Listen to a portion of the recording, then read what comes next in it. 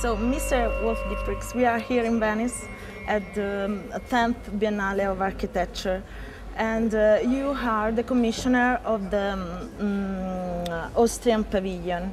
What do you want to express with this exhibition?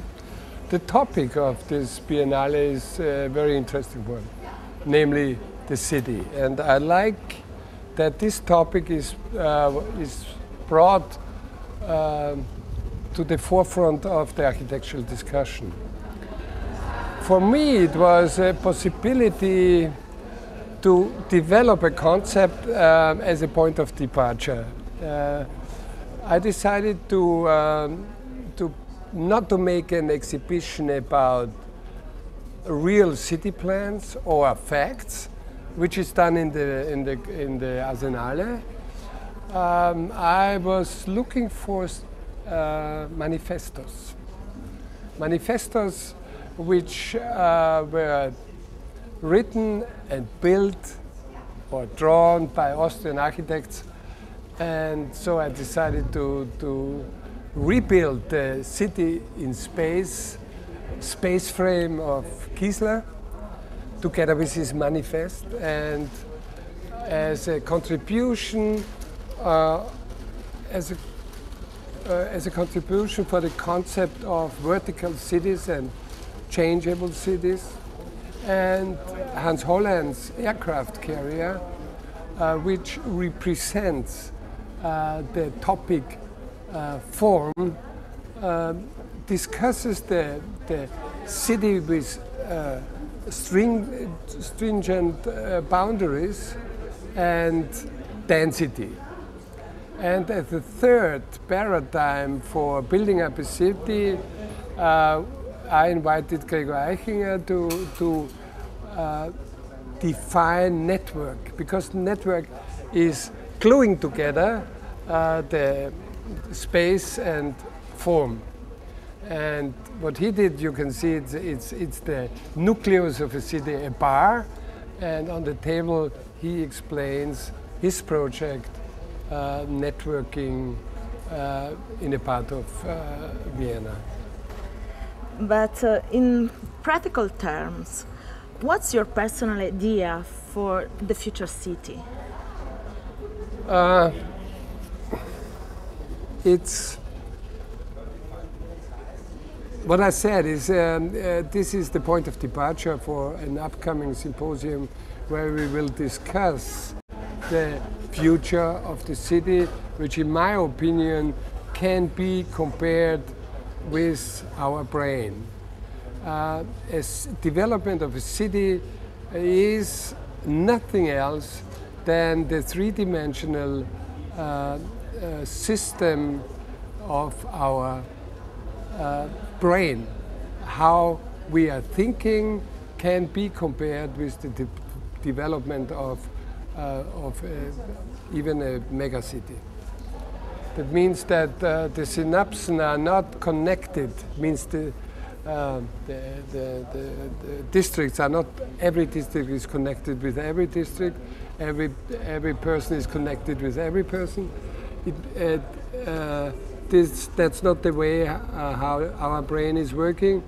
On the other hand, it's not working like a hierarchical system, like a diamond. It's in between. It's a system in between, and this is perfect to connect that with city planning issue. Recently at a conference, I've heard you talking about synergetic hybrids. Yeah. Can you please explain us how they reveal to be a solution to high density of contemporary city? Our buildings are always city planning buildings. They're always in. We always see that in connected to the surrounding. Synergetic hybrid means that we have to design multifunctional buildings which can serve multi-purposes.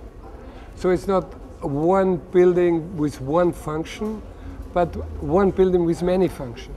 That is expressing the needs of our fast-living society, on one hand, and is a building for our fast society on one hand, and synergetic means that our buildings have the rule that not the form follows function, and nor function follows form, but form and function are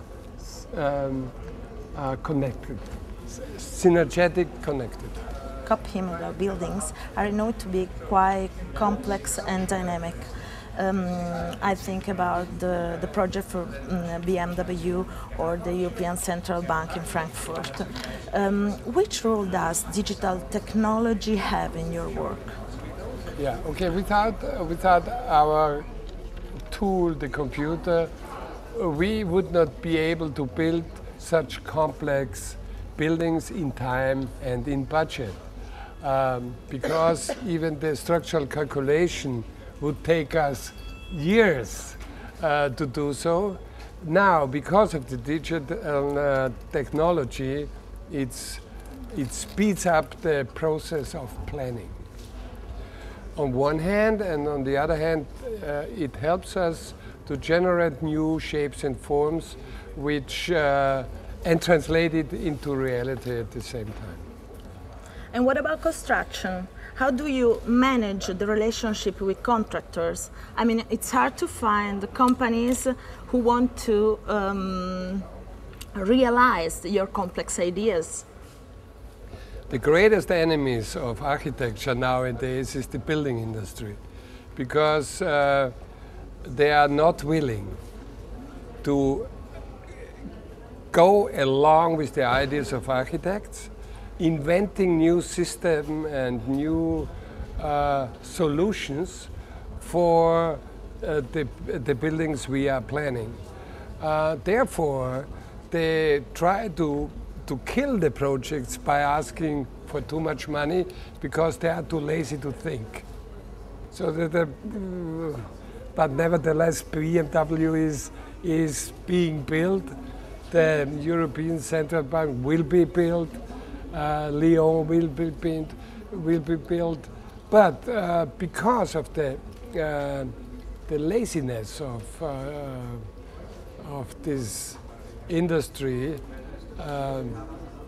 the evolution of architecture is very slow. And you have also to convince the client. Is it true that the client pick us because we are doing extraordinary buildings. Everyone can read it. The branding buildings, if you will, so, and these buildings or this kind of buildings are very necessary to have in a city with an anonymous body. So there are points of identification. And do borders in architecture still exist in terms of culture, climate, religion, whatever? You mean, is architecture global? Yeah. I wouldn't say so. If you would take RAM, for instance, or Saha, or us, for a project with the same program, at the same place, you will get 3 different solutions. But in terms of identity, you have an architecture with a strong identity. Yes, so? And so it's like a jam in a place? No, it looks different. It depends where it is. The BMW in the United States, the Akron Museum in the United States has a roof like BMW. It looks completely different. You are working on a large shopping mall in Guadalajara. How do you interpret this type of architectural building related to contemporary society? This is not only a shopping mall, it's not only an entertainment center, it's not a marketplace or a theater, it's a theater and a marketplace and a public space at the same time. Many, many functions. this is a new interpretation of public space for the future city. And which project are you working on at the moment? At the moment, we are working on a high-rise in New York. Would you like to explain us this project? What are you doing for it? Situated right next to the Norman Foster building on the 8th Avenue and the 55th Street, and will be a twisted, will have a twisted shape. It's a hotel and apartment, so that it has a very distinguished visual appearance. Thank you very much. But I want to say one statement. Yeah, you can say. Okay, architecture now is an occupied land, occupied by the building industry, by the business clients, by money. And the architect has to decide whether he will